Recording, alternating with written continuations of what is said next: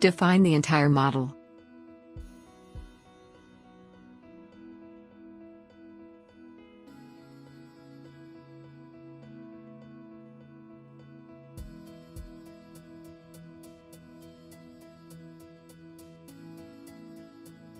Before starting the calculation, run an energy model compliance check.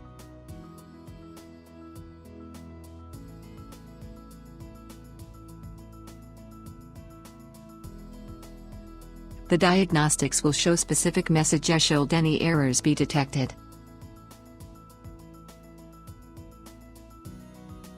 In case of a fatal error, the building energy model cannot be processed. The diagnostics provides you a description of each message and indicates what to do.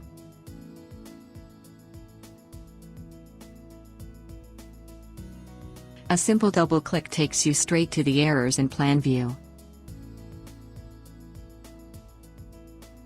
View elements in 3D view.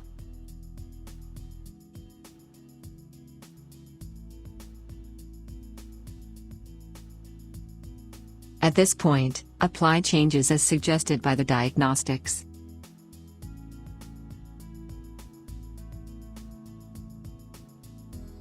Open the diagnostics from the navigator and resolve all issues.